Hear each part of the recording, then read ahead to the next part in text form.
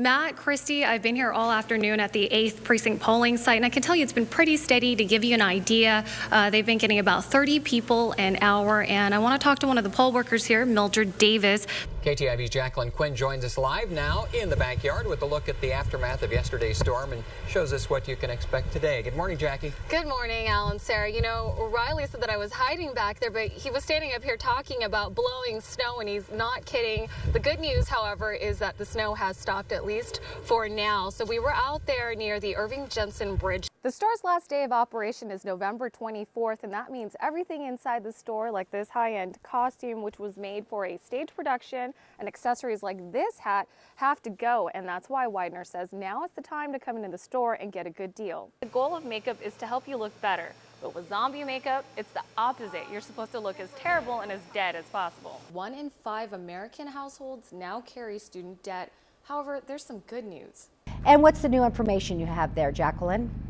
Well, Carolyn, this is what we know right now. This fire is burning near 5 Mile Trail near 8th and Rocky Canyon, and I spoke with BLM and they told us that so far it's burned about 6 acres, but it's not threatening any homes. Doug, I am standing in Star near that pond where authorities believe that that boy drowned last night. And, you know, I spoke with one of the neighbors here as he was rushing off to work, and he says this is a pond where when it gets hot, people and children like to play in.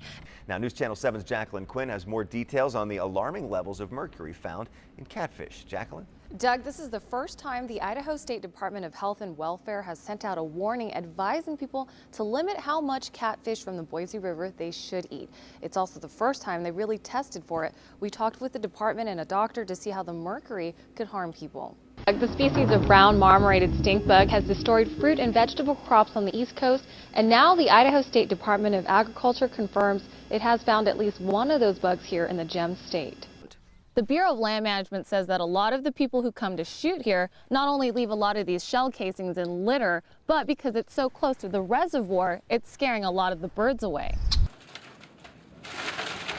My father's rolling over in his grave. That's because Gary Smith, the 4th generation of Smiths to run American Popcorn, is tearing down a piece of history. This was part of how he processed popcorn for most of his career. This building used to house corn that eventually made its way to homes all over the world as Jolly Time Popcorn. Built in the 1960s, corn cribs like this one off of Highway 75 were used to store popcorn on the ear until it was dry enough to process. There's not much left of the last corn crib building as crews work to tear it down, but at one point there were 8 corn cribs and each one could hold up to 4 million pounds of corn. We stopped using it in 2006, so it's been basically empty since then. Smith says the company now stores popcorn in these grain bins near the plant. Combines in the field separate kernels from the ear. Even though the buildings have run their course, seeing the walls come crumbling down brings back memories for some. To walk through those cribs when they were full of ear corn was just amazing. I mean, the quarters were real close, the alleyways were real narrow, and it was neat. Once gone, the company plans to use the space for additional warehouses. We're doing very well. We've grown quite a bit the last couple years. In Sioux City, Jacqueline Quinn, KTIV News 4. Once you step on that mat, you can't leave anything else on it. That's what runs through 7th grader McKenna Falkenberry's mind as she prepares to dominate on the wrestling mat. I've been waiting a couple years till I felt that I was ready for this tournament because it is really, really huge. She's already racked up dozens of medals, but now she's preparing for the biggest wrestling tournament of her career, the U.S. Girls Wrestling Association National Tournament in Michigan.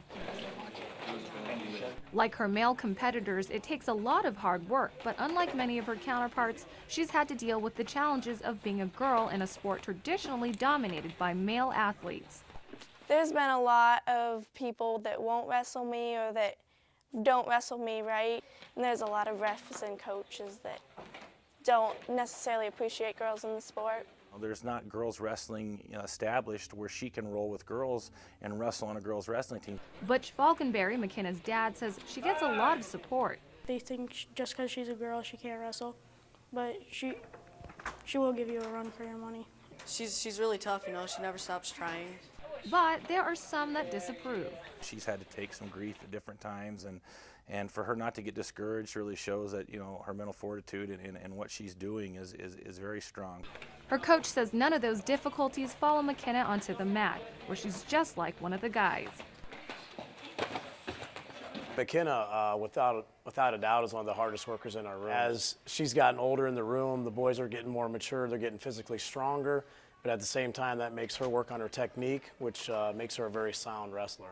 For now, McKenna is eyeing a career in wrestling while also maintaining a 4.0 GPA in school. She hopes to make it to the Olympics if the sport isn't eliminated, to show other girls that there's enough room on the mat for them too. I want to earn the respect of everyone. I want to influence people. I want people to know that we can do it, I can do it. In Sergeant Bluff, Iowa, Jacqueline Quinn, KTIV News 4.